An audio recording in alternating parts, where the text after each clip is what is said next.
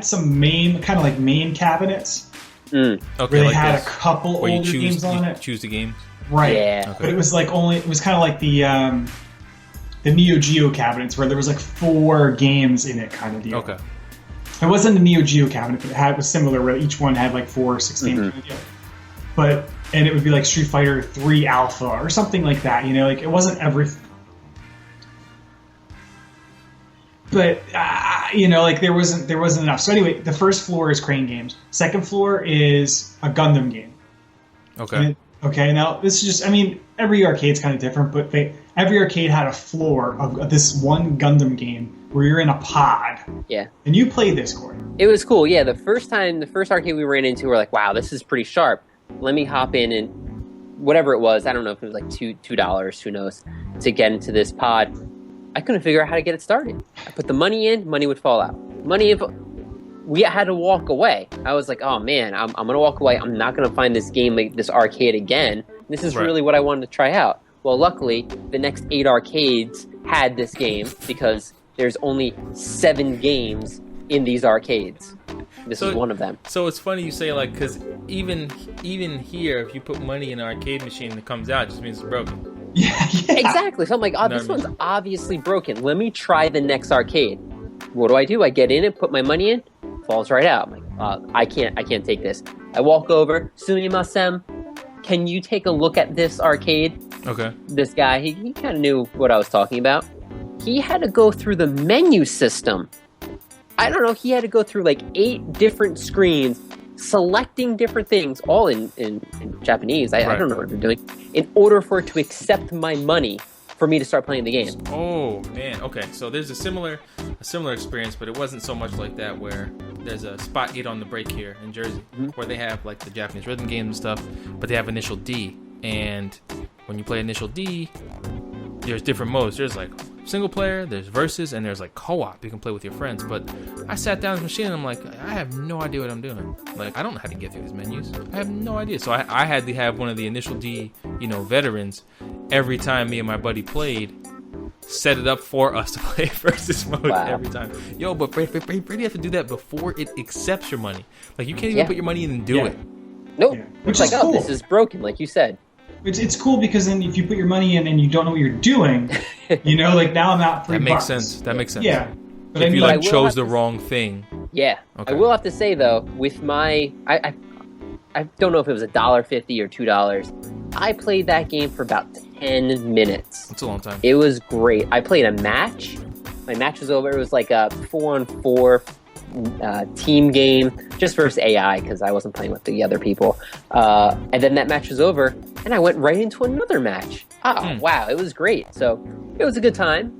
I think the prices there for really all of their games was pretty good. Yeah. Okay. But what were some of the other games that we saw there, Chris? We saw, back to that Gundam game, like you were in a pod, like it was a big screen, like your whole periphery was a screen. Oh, you mean like the screen itself was around you? Yeah, it was around you, and then you had like a door to come in on your left that you had to get in, and you like sat down, you sat like in a cockpit. It was cool. I'm just gonna buy one. Yeah, right. And then it was cool with that too, and a few other games, they had almost like a control station. Yeah. So they had 12 of these pods or 10 pods, whatever, and they had a control station that had different buttons for pretty much each pod.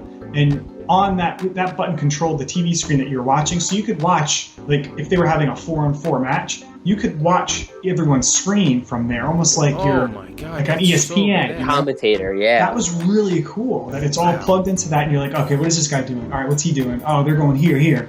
That was really neat. They actually did that. That like reminds me of like a death cam where you can watch your friends. The original Ghost Recon Advanced Warfare maybe had that where you could like cycle your friends' windows on your screen. I thought that's cool. Yo, for that to be an arcade game, that is sick, man. Yeah, that was really, and it was just its own thing. You didn't pay for that. You just went over and were like, oh, what's this guy doing? What's this guy doing? That's pretty so cool. That's something that we don't have here. That's for sure. Right. So like another game that they had was I don't even know what it was. It was some girls that turn into like battleships. And that's all I can tell you. It was a cool controller. It was just like a wheel on a ship that turns left or turns right, and maybe one button. That's the entire console. Okay. Yeah. It was weird. But it looked cool. It looked cool, but like a lot of their games too, they don't have, like when you go into an arcade, you see the game being played kind of deal, you know? Mm-hmm. And a lot of the games there are just like the FMVs, or like, you know, like movies, but not actual game footage. So I don't even know what that game is. It's an anime playing on the screen that I put dollars in, and maybe I watch more anime. I don't even know. Like that was. You could put $1 in and it end up being like a cell phone game for all you know. Yeah, I have no idea. Yeah. I did notice a lot of their games. It was very intimidating because you're right. I couldn't see what the game was, so I didn't know what I was getting into.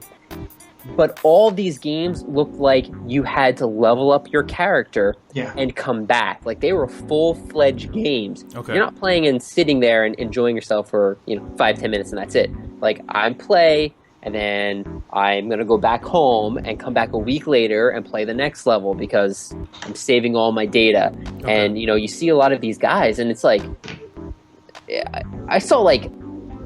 This is weird. I'm going to call like adults or people older than us that are there, cigarettes, like that's their job. Like that's their night out. I'm going to sit and play this game. It was weird. It didn't feel like a young, fun arcade. Yeah. It was like, it's like more of like a job.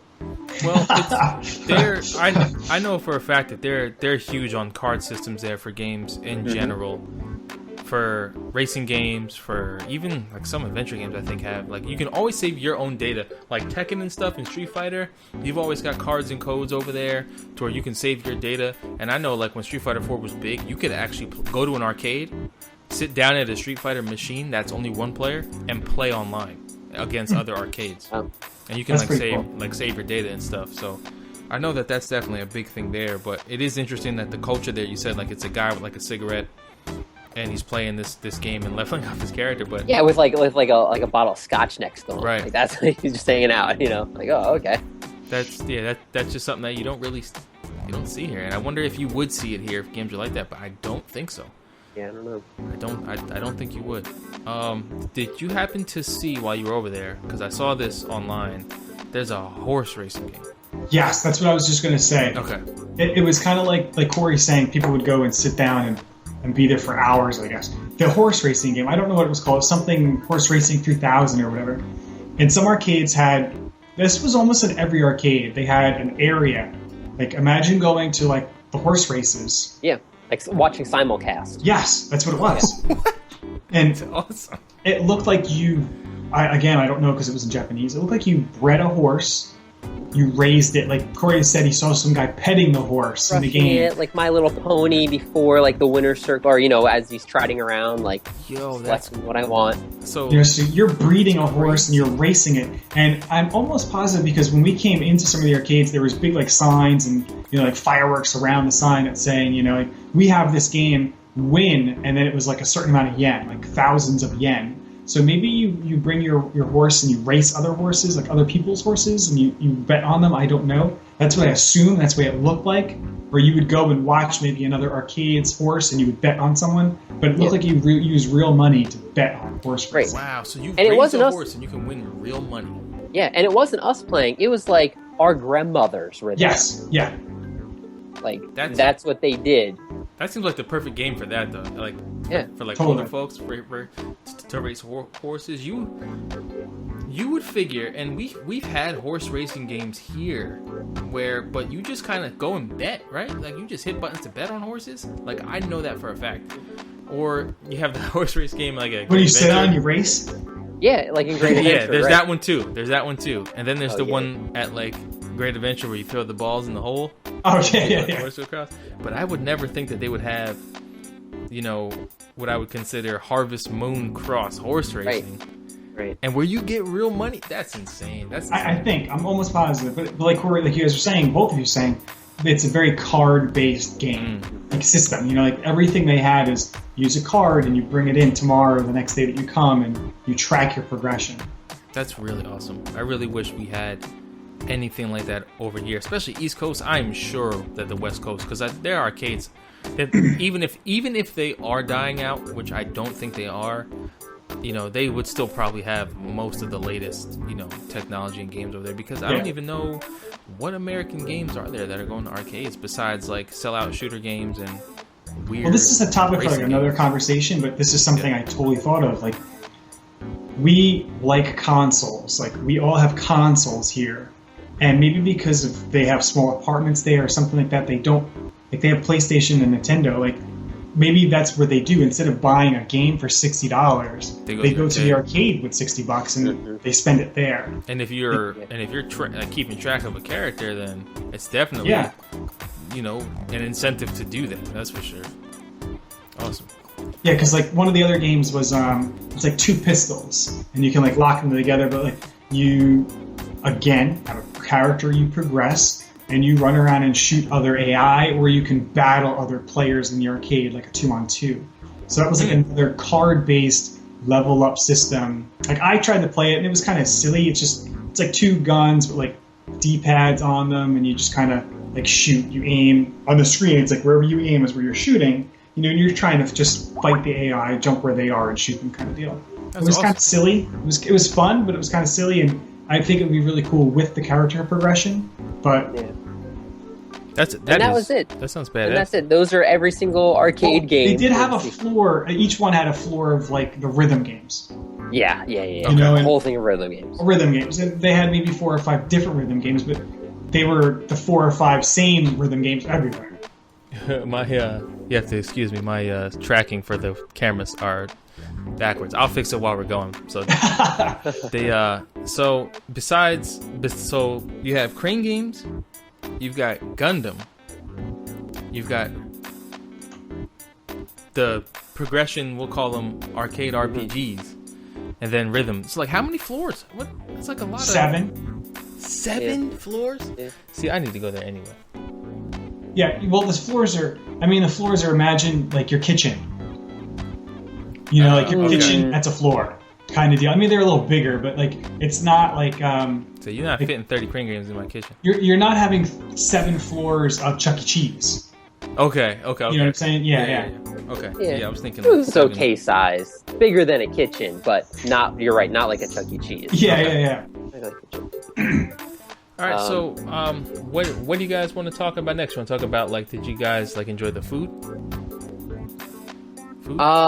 Yes, I 100% love the food because I had Kobe beef and I love sushi and ramen.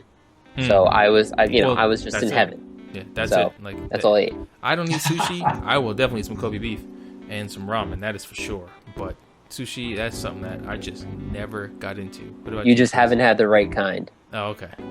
That's it, man. There's sushi. You can have sushi on anything. Oh man, sashimi. Sasami. We had so many great stuff. Salmon. You can even get like fried chicken on there with like mayonnaise. Oh man. I will let you take me out one day. Okay. To get sushi. Okay. Yeah. Absolutely. Okay. I will give you the good stuff. Okay. Chris, what do you think the about ramen was good. Like Corey and his wife found a really good place, ramen. I can't remember the name, but it was like, you know, you kind of go to a vending machine. A lot of places have vending machines. You put your money in a vending machine. You get a ticket. You go inside. You hand the person your ticket, and you sit down, and then your food just kind of appears, kind of deal. Yeah, wait a minute. Let's start that over. That was so fast. I'm trying not to sounded take everything so up, awesome. That sounds awesome. So you go to a machine first. You place your order there. Now this is a great like scheme. Like if I don't even want to say it because if I ever ran into enough money, I would want to do this in the States. You know, like there's no people. You just walk up to a machine or some pictures. You see what you want. You read what you want. You hit what you want. You put your money in, and you paid for it. Now a ticket comes out. All right, here's my ramen ticket. I go over. I go inside. Now this particular restaurant that we found was really good. You take that in, and you get a piece of paper, and you pick. What was it, Court? It was like your noodles and. Yeah. How do you want your noodles cooked? How spicy do you want them? Do you want to have how many cloves of garlic? There was like 7 different things that you could select on a 1 to 5 point scale.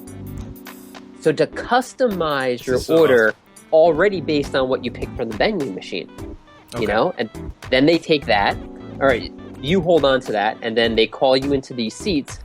And Japan, real quickly, they are very like, go out to dine alone. It's okay to eat by yourself. Here in the U.S., the culture really isn't that. Like, if you see someone eating alone, well, that's I don't know about that. You see someone alone, you're like, wow. That's what people see. You know, like you think. Yeah, you feel awkward. That was so harsh. I've done it many times. there it's like the norm. So you sit down into this really small like cubby. It's like